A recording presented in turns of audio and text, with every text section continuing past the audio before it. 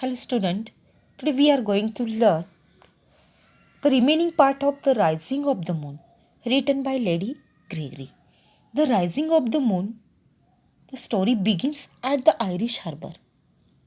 On moonlit night, were three Irish policemen in the service of the British government, and who at the time occupied Ireland, were busy putting up the poster for the clever Irish rebel leader who had escaped from the jail.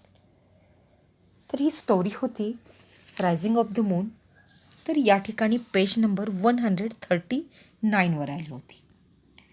आणि त्यानंतरचा त्याचा जो next part आहे तो आपण आजच्या या लेक्चरला पाहूया. यानंतर इथं की policeman B said would the barrel be a good place to put a notice up.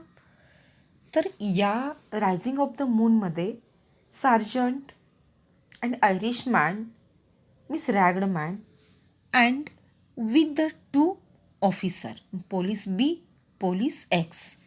तर यामध्ये पोलीस बी या ठिकाणी विचारत आहे, हे जे पोस्टर आहे, हे जे सूचनापत्रक आहे, इथं जे लावण्यासाठीचा इथे एक पिंप दिसतोय आणि हा पिंप त्या ठिकाणी हे पोस्टर लावण्यासाठी योग्य आहे का, या ठिकाणी पोलिसमॅन बी विचारत आहे.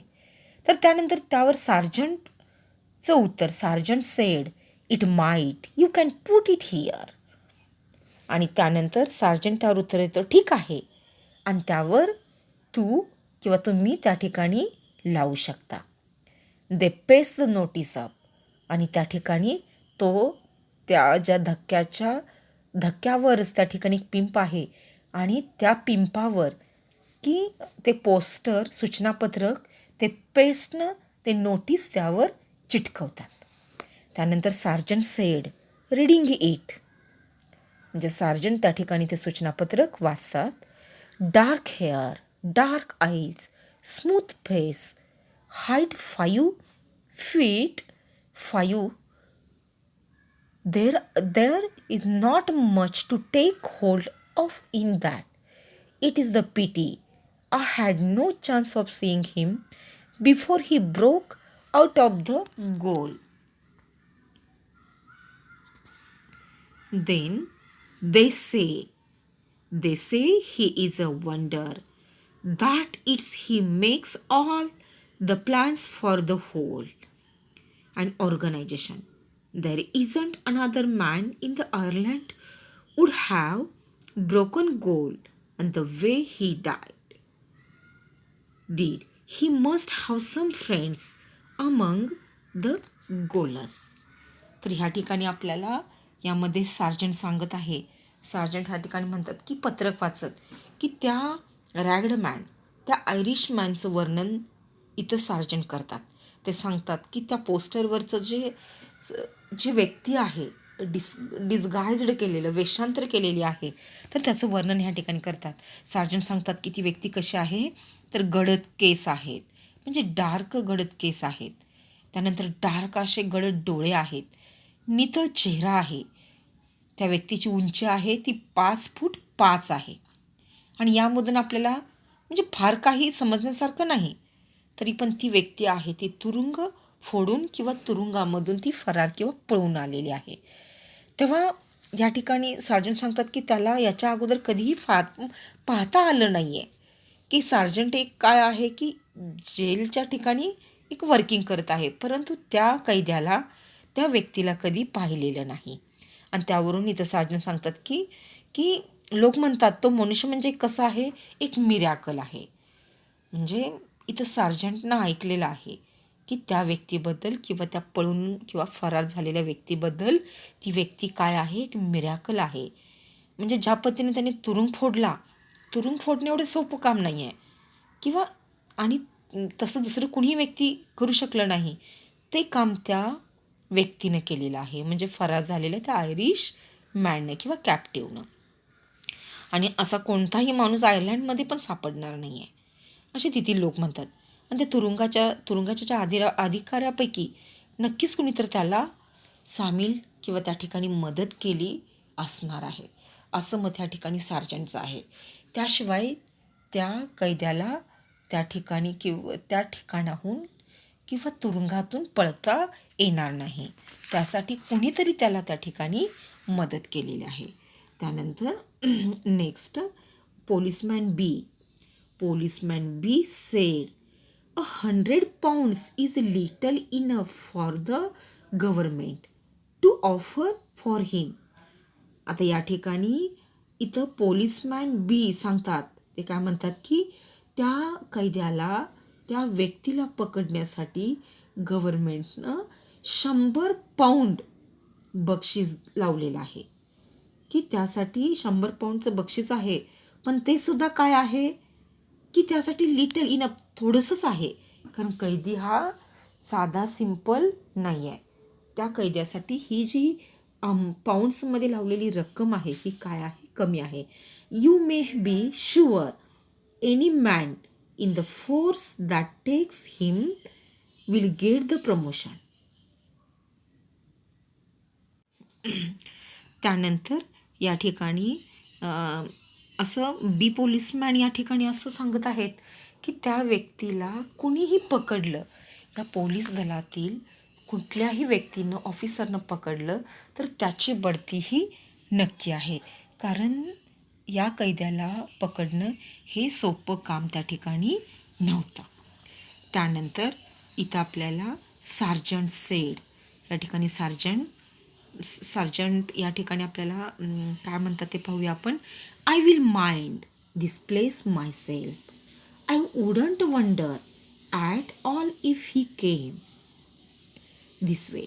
He might come sleeping along there, points to side of quay, and his friends might be waiting for him there, pounds down step, and once he got away, it's little chance we did have of finding him.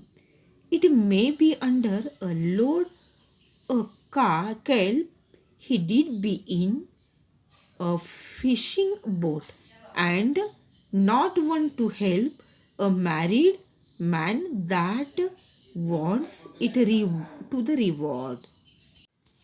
तर या ठिकाणी sergeant सांगत आहे की ती जी जागा खाली गेलेली आहे पायऱ्या उतरून, त्या जागेवर मी त्या ठिकाणी लक्ष देईन किंवा लक्ष ठेवीन. तो या बाजूने येण्याची शक्यता आहे आणि इथं जर तो आला तर तो एक मला आश्चर्य वाटणार नाही, मी त्याला पकडू शकतो.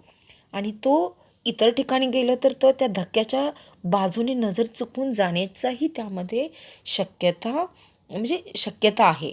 आणि तेथे त्याचे मित्रही वाट पाहत असतील, कारण का त्याला ते मदत करणार असतील किंवा त्याला मदत करून तिथून बाहेर काढण्याची शक्यता आहे. ह्या ठिकाणी सार्जंट त्या पोलिसमॅनला सांगत आहे.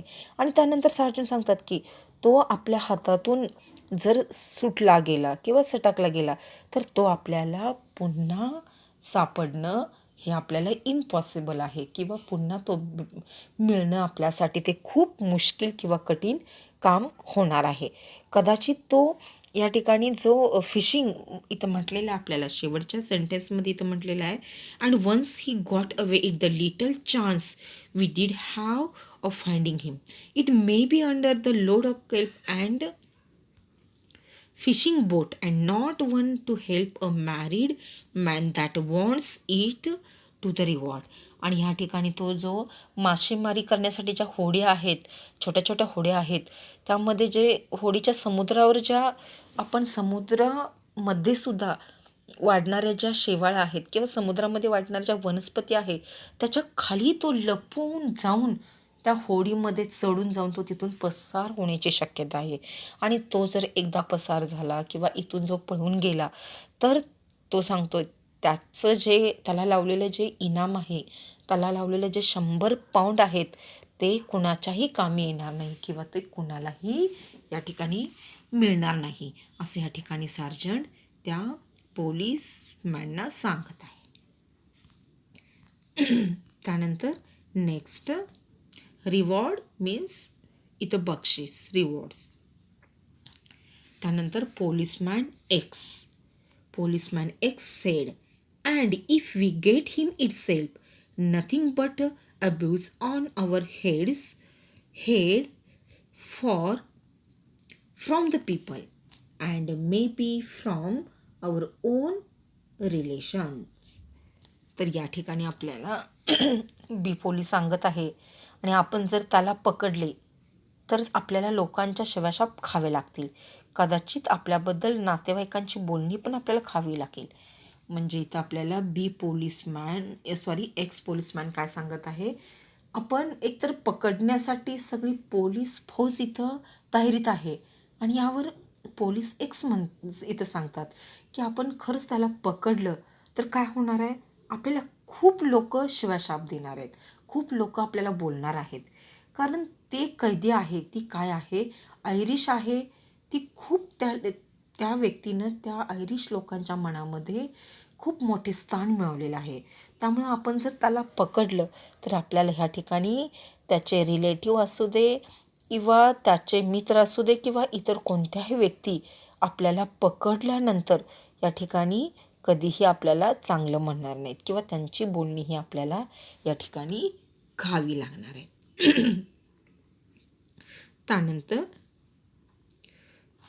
त्यानंतर next sergeant said, well we have to do our duty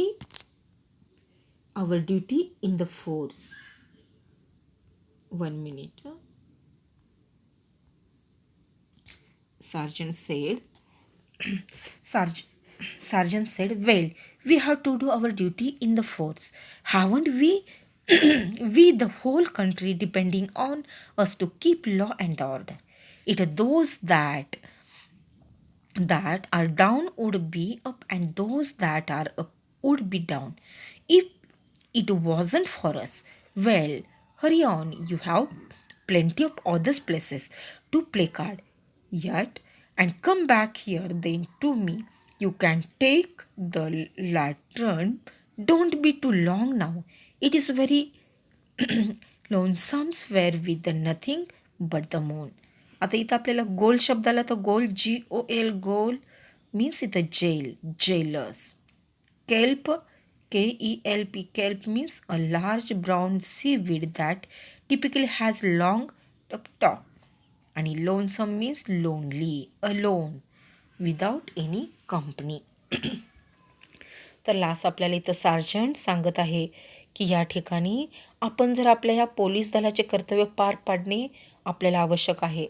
म्हणजे पोलीस दलानं किंवा ह्या पोलीसच्या जी गव्हर्नमेंटने याच्यासाठी आपल्याला त्या कामासाठी आपल्याला नेमलेलं आहे आणि ते कर्तव्य पार पाडणं हे आपलं काम आहे. अख्खा देश कायदा आणि सुव्यवस्था आपल्याला अवलंबून आहे आणि हे जे आहे म्हणजे हा जो कायदा आहे हे आपण पाळला गेला पाहिजे. आणि आपण आज आपण ताब्यात आहेत, तो जर असाच मुक्तपणे सुटला असता तर काय होईल की बरेपैकी असेच कैदीसुद्धा मुक्तपणे इथनं सुटून जाण्याची शक्यता आहे. त्यामुळं या ठिकाणी सार्जंट सांगत आहे, चला हरी अप, फास्टली, त्वरित किंवा चला पटकन चला. तुम्हाला अजून बऱ्याच ठिकाणी आपल्याला या ठिकाणचे हे जे पोस्टर्स आहेत, पत्रक आहेत, आपल्याला चिटकवायचे आहेत. कारण सगळ्या लोकांना माहिती करून द्यायची आहे ही व्यक्ती ह्या तुरुंगातून किंवा जेलमधून पळालेली आहे आणि यासाठी एवढं पाऊंड इनाम ठेवलेलं आहे आणि तेवढे काम पूर्ण करून आपण परत येऊया. आणि या ठिकाणी यांच्याबरोबर एक कंदील पण आहे. कारण एक तर आहे हा जो प्रकाश आहे हा काय आहे, मूनलाईट प्रकाश आपल्याला दिसतो आणि त्या प्रकाशामध्ये त्यांनी कंदील हातात घेतला आहे आणि ते आता सार्जंट त्या ठिकाणी त्या दोघांना सांगतोय आपण आता काय फार वेळ लावायचा नाही, कारण हा एक चंद्र सोडल्यास बाकी हे ठिकाण आपल्याला फार सुनसान आहे. म्हणजे आपल्याला इथं फक्त चंद्रच इथं दिसत आहे, त्याच्या व्यतिरिक्त काहीच नाही. आपण इथं अलोन किंवा लोनली आहे आणि पटकन जाऊन आपण जे राहिलेली पोस्टर आहेत ते वेगवेगळ्या ठिकाणी आपण लावण्याचं किंवा पेस्ट करण्याचं काम या ठिकाणी करूया. थँक्यू.